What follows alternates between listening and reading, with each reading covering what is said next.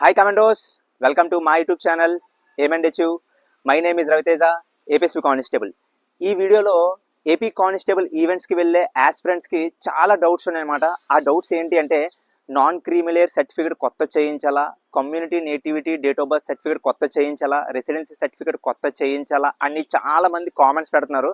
వీళ్ళందరికీ ఈ doubts clarify చేయడానికి ఈ వీడియో నేను చేస్తున్నా. జాగ్రత్తగా వినండి, వీడియో ఎక్కడ స్కిప్ చేయకుండా పూర్తిగా చూడండి, అప్పుడు మీకు క్లారిటీగా అర్థమవుతుంది. మనకి నోటిఫికేషన్ అనేది 28/11/2022 28 నవంబర్ 2022న నోటిఫికేషన్ అనేది పబ్లిష్ చేశారు. ఆ నోటిఫికేషన్ తర్వాత మనకి ప్రిలిమ్స్ ఎగ్జామ్ అనేది అయ్యింది. ప్రిలిమ్స్ తర్వాత ఈవెంట్స్ అనేవి పోస్ట్ పోన్ అయ్యాయి, అయితే ఈవెంట్స్ అనేవి ఇప్పుడు జరుగుతున్నాయి. సో ఈ ప్రాసెస్లో చాలామంది బిఫోర్ చేయించుకున్నారు నాన్ క్రీమిలేయర్ సర్టిఫికేట్ అని, కమ్యూనిటీ నేటివిటీ, రెసిడెన్సీ. ఇప్పుడు మళ్ళీ కొత్తగా చేయించుకోవాలా అన్నది వాళ్ళ డౌట్. ఇప్పుడు మీకు క్లారిటీగా ఒక ఇన్ఫర్మేషన్ చెప్తాను, ఇదే కరెక్ట్ ఇన్ఫర్మేషన్, ఇంకా మీరైతే కంగారు పడాల్సిన అవసరం లేదు. మనకి 28/11/2022న నోటిఫికేషన్ పబ్లిష్ అయింది. ఆ పబ్లిష్ అయిన తర్వాత రోజు నుంచి మీ ఈవెంట్స్ ఎప్పుడైతే డేట్ ఉందో ఈ మధ్యలో మీరు ఎప్పుడు చేయించుకున్నా ప్రాబ్లం లేదు. ఫర్ ఎగ్జాంపుల్ 28/11/2022న నోటిఫికేషన్ పబ్లిష్ అయింది. మీరు నెక్స్ట్ డే 29/11/2022న మీరు చేయించుకుంటే నాన్ క్రీమిలేయర్ కానీ, community nativity date of birth కానీ, రెసిడెన్సీ సర్టిఫికేట్ కానీ అప్పుడు చేయించుకుంటే మళ్ళీ ఇప్పుడు కొత్తగా ఎవ్వరూ చేయించుకోవాల్సిన అవసరం లేదు. చాలామంది శ్రీకాకుళం, విజయనగరం వాళ్ళు చాలామంది వెళ్ళి 2 days 3 days వేస్ట్ చేసుకుంటున్నారు. అవసరం లేదు. నాన్ క్రీమిలేయర్ సర్టిఫికేట్ అప్పుడు మీరు చేయించుకుంటే ఇప్పుడు మళ్ళీ కొత్తగా మీరు చేయించుకోవాల్సిన అవసరం లేదు. ఈ నాన్ క్రీమిలేయర్ సర్టిఫికేట్కి, ఓబీసీకి చాలామంది తేడా కూడా మనకి కామెంట్స్ చేశారు.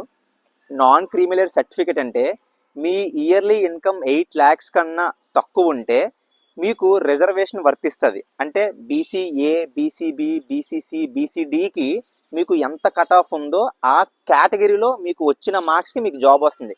ఒకవేళ మీరు నాన్ క్రీమిలేయర్ సర్టిఫికేట్ సబ్మిట్ చేయకపోతే మిమ్మల్ని ఓసీ కింద ట్రీట్ చేస్తారు.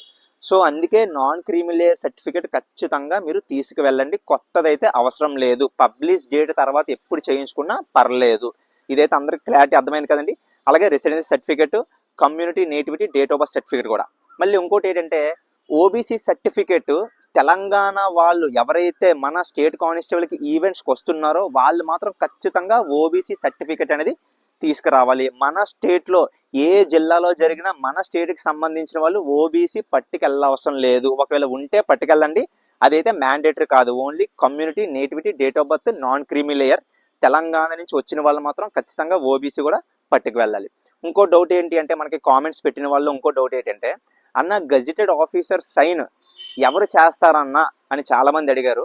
మన పోలీస్లో అయితే ఎస్ఐ అబోవ్ ర్యాంక్ అంటే సర్క్యులర్ ఇన్స్పెక్టర్ లేదా రిజర్వ్ ఇన్స్పెక్టర్, ఇంకా పై rank deputy superintendent of police లేదా అడ్వకేట్ జనరల్స్ కానీ, లేదంటే మనకి ఎంబీబీఎస్ డాక్టర్స్, ఇలాంటి వాళ్ళు గెజిటెడ్ ఆఫీసర్ సైన్ చేస్తారు. అంటే దాని అర్థం ఏంటంటే నీ యొక్క జెరాక్స్ సర్టిఫికేట్స్ మీద ఒక గెజిటెడ్ సైన్ వేస్తే ఇది ఒరిజినల్, ఇది నిజమైన సర్టిఫికేట్సే, నేను హామీ ఇస్తున్నాను ఈ సర్టిఫికేట్స్కి అనేది వాళ్ళు గెజిటెడ్ చేస్తారు. సో అది కూడా మీకు ఒరిజినల్ లెక్కే.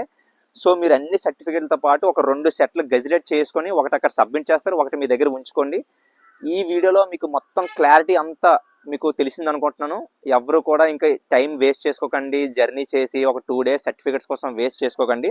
ఈ వీడియో మొత్తం అందరినీ షేర్ చేయండి. అలాగే మన ఛానల్ని ఫస్ట్ టైం చూసినట్టుగా అయితే మన ఛానల్ని సబ్స్క్రైబ్ చేసుకోండి. ఈ వీడియోని మొత్తం అందరికీ షేర్ చేయండి. జై హింద్.